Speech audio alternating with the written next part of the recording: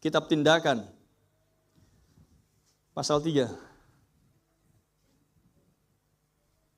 Kisah Rasul, Kitab Tindakan.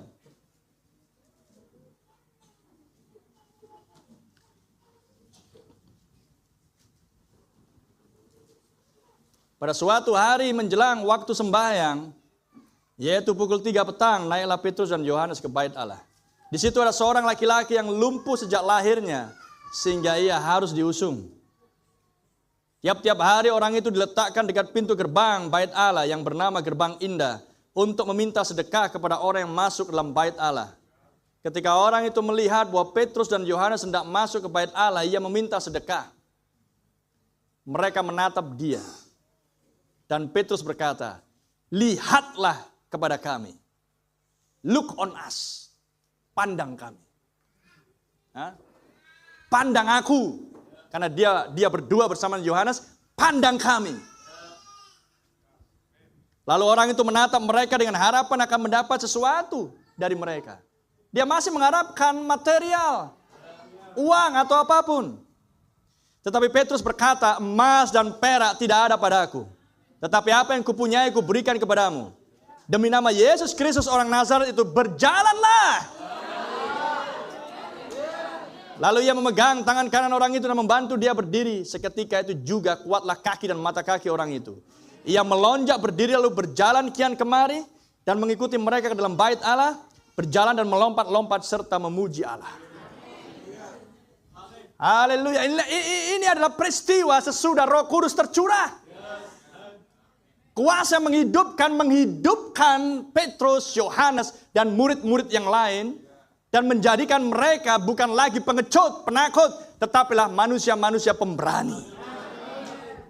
Sebelumnya mereka seperti kepompong, bersembunyi di dalam rumah. Semua jendela dikunci, semua pintu ditutup. Karena mereka takut terhadap orang-orang Yahudi. Mereka takut dianiaya. Amin. Dan mereka ada di dalam rumah itu karena mereka mengikuti perintah Yesus. Tunggu di kota ini sampai kamu diperlengkapi kuasa dari tempat tinggi. Dengan kata lain, jangan melakukan apa-apa sebelum Roh Kudus turun. Karena tanpa Roh Kudus kamu tidak akan bisa berbuat apa-apa. Tanpa aku kamu tidak akan bisa mengerjakan apa-apa. Anak tanpa bapa tidak akan bisa mengerjakan apapun. Amin.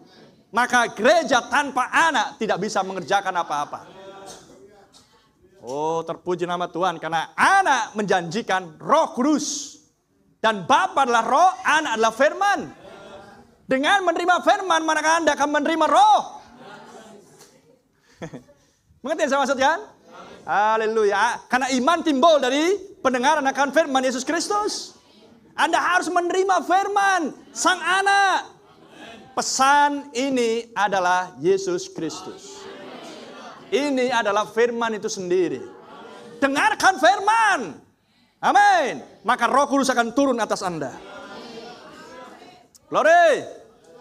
Dan sekarang Roh dan firman itu sudah menyatu di dalam tubuh-tubuh 120 orang murid di Yerusalem tersebut. Dan mereka sudah memenangkan 3.000 jiwa, bahkan lebih. Dan pelayanan dimulai.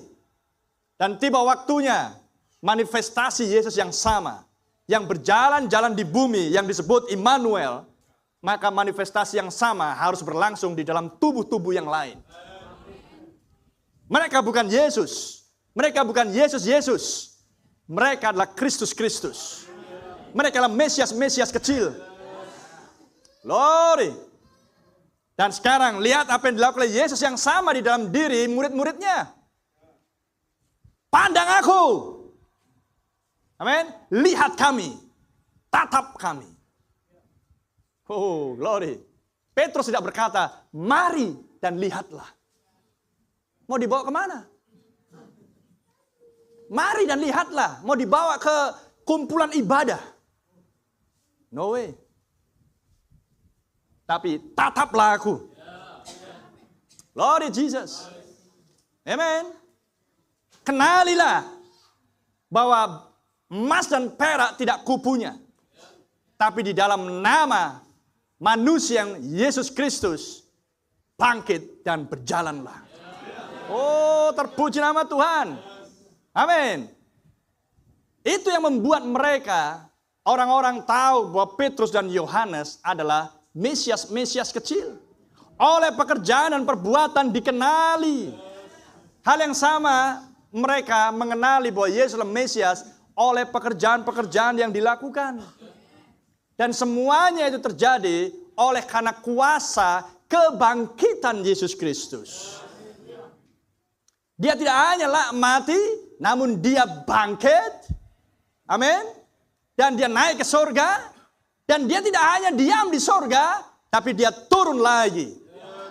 Dia memenuhi gerejanya. Haleluya. Karena dia ingin berfellowship dengan gerejanya. Amin. Dan dia ingin melihat dirinya termanifestasi melalui gerejanya. Amin. Dan gereja inilah gerejanya Allah yang hidup, yang terdiri dari banyak anggota. Dan adalah anggota-anggotanya juga. Oleh satu roh, oleh baptisan Roh Kudus, kamu semualah anggota-anggotanya. Oh, mulialah nama Tuhan. Bukti bahwa Yesus bangkit dan dia hidup. Dan hidup di dalam diri gereja. Haleluya. Tiba waktunya bukan datang dan lihatlah. Tapi tataplah aku. Amen. Karena gereja yang sejati, Kristus di dalam gereja yang sejati adalah kelanjutan kitab tindakan. Amen.